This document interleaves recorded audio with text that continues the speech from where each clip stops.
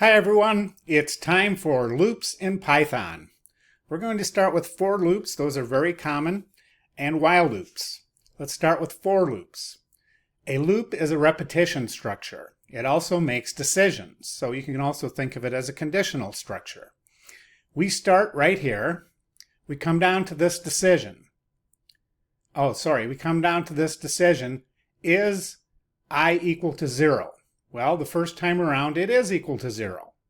The next time around, I is equal to 1.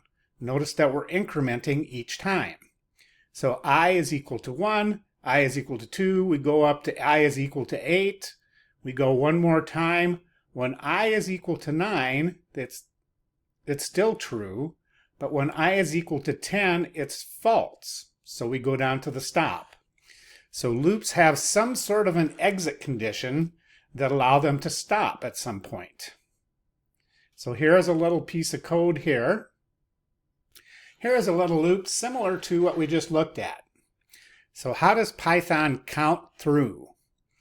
Well, it does for I in range. Range is a new one for us. Range allows us to say how many numbers we're going to work with. So when we do range 10, that means we're going to go from 1 to 10. So let me run this. There, see it goes 1 through 10. It stops at 10. Each time around, I is valued at the next number. So the first time around, it's 1 plus 1. The second time around, it's 0 to 10, isn't it? Yep. So 0 plus 1 is 1. If I run there it is. So 0 plus 1. So it starts at 0 and ends at 9. Let me put that in there. So I remember that the next time starts at 0, ends at 9. You know how computers are. They like those zeros and ones. So the first time around, this is 0 plus 1 equals 1. The next time it is 1 plus 1 is 2, and on down the line. When we get to 9, we're finished. So we stop right before that. So this is how we can count through, and this is called a counter variable, meaning it really doesn't do much except count. Within a loop, we can do all the other things that we have learned to do before. We just do it multiple times. A for loop is always going to do the same amount of times. So this is going to go range 0 through 2 because it stops at the last one. By default, it starts at 0, 1, 2. So that gives us 3 times around. So range 3 means we're going to go 0, 1, and 2. Well, it's going to ask us for an input. We're going to print something out. And just like our other structures in Python, what's in the loop is tabbed over. When we're done with the loop, we go out here and we're finished the program. So let's try that. We're going to enter 23, 24, or whatever, 15, there. So that's exactly what it did. It did this part, it did it again, it did it one more time, and then it exited the loop. Well, we're going to learn something new here with this loop. It's a little further along in the tutorial. I'm not going to go through everything in it. I'm going to hit the high points. Sleep is something that we'll be using to pause the program. When we do sleep, for half a second, that means the program's going to pause and then go on, stop, go on, stop. This is something I don't think we've covered yet, how to do ASCII text. You might research that on the internet. I can't remember. ASCII text is ASCII characters printing out, in this case, robot. I don't remember why I put that in there, probably just for fun. The important part of this is we're going I in range 10. Well, that's our range. And if you look right up there, it says start, stop, step. So we have 3 things we can put in there. We're going to start at 10, stop at 0, and go backwards. So -1 means we're going in the reverse. Print I is going to print the number. Here's something that's new. End means normally at the end of a line you get an enter key. Well, this case we're not. Let me show you the difference.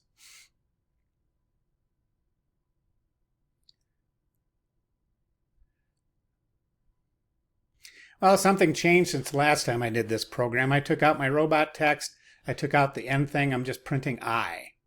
When I just print,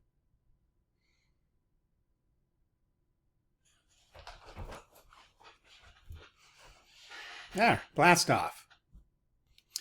Just like with if statements, loops also have something called scope. Something that's alive in here is only alive in here. This number variable only exists inside of this loop. And in this case, we want to have a running total.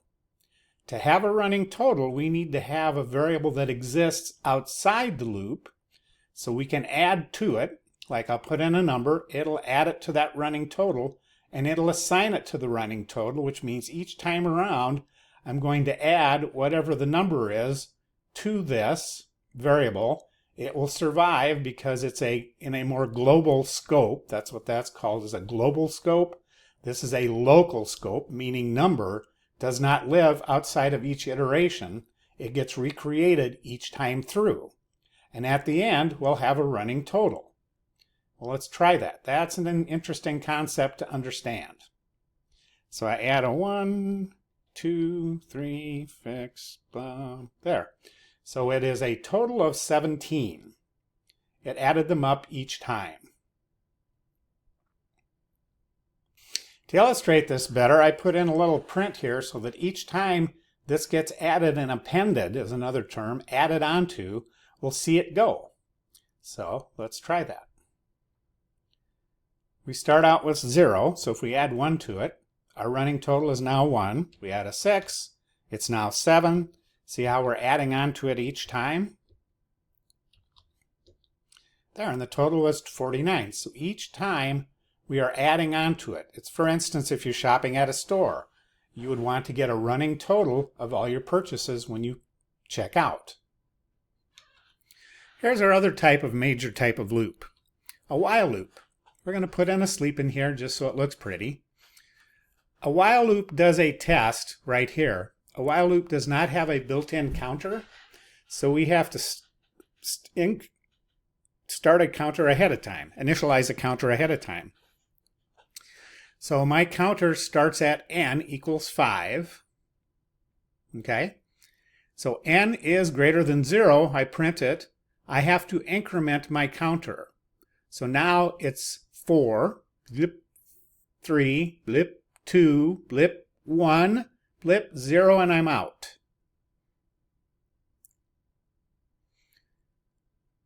The while loop in Python is a little more like the traditional while loop that we see in other programming languages. We have a Boolean expression here. So a while loop, you can think of it as like an if statement. While this is true, we're going to keep going through the loop. As soon as this is false, we exit. This while loop introduces a couple new concepts that we'll use as we go through the class. We are, of course, going to declare a running total variable outside the while loop so that it'll survive the loop. We're going to get a number from the user ahead of time because at this point, num does not have a value. This loop is what's called a pretest loop, meaning you have to have something for it to test. If what you type in is not equal to 0, we keep going through the loop. So 0 in this case is what's called a sentinel value. That means that if we type in a 0, we exit the loop without having to say how many times we want it to run. So while num is not equal to 1, we keep going through the loop, and as long as this test is true, that it's not equal to 1, the loop keeps going. What's this? This is a shortcut operator. Programmers, I think, are lazy. So this is the same as running total equals running total plus num. Is there any difference between these in effect? No, they come up with the same answer. This is a shortcut way of typing in the code. Is either of these better than the other? No, this one is just shorter to type in. You will see this. So how you read this is actually from the left to the right. Running total plus num equals is assigned to running total. Running total plus num is assigned to running total. So this will work exactly the same that it's worked before. We're accumulating. You'll see this quite often. You may also see a minus, a divide.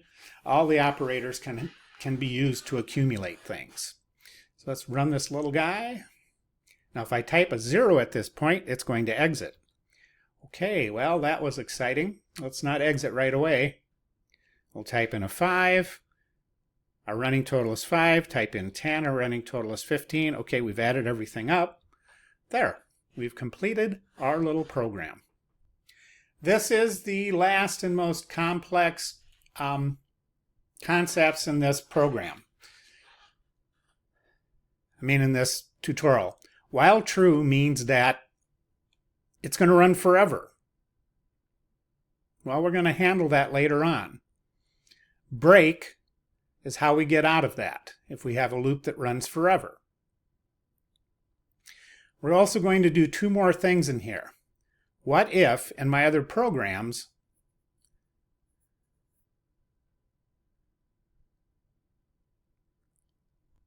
I had typed in a 1.30 or a 7 or a 5 or something like that. It would not be an integer, and that would generate an exception. With try and except, I can try something, handle the exception. Continue means that I'm going to zip through to the end of the loop and start over again. So I go to try, I'm going to try something, I type in the wrong thing. Let's demonstrate that. If I enter 10.1, where I'm looking through an integer, it says, please use whole numbers, enter your age. Well, there it is. It generated an exception. I handled it. The program went around to the beginning. The next thing we're handling, this is called exception handling, and we'll work with this throughout the class. This one is age a positive integer? Well, in this case, we're doing a test, right? If it's less than 1, we're going to go back and say, hey, enter a positive integer. What we're doing here is prompting the user to enter the right information. Once they are complete, we break out of this. So let's take a look at the one that's under 1. So -1, it says, please enter a positive integer. Well, if I type in 1.0, it says, please use whole numbers. So I'll enter 12. I was successful.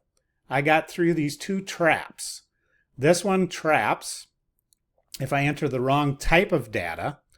This one traps if I write the right type of data, but it's a negative number. Loops are very good for input validation.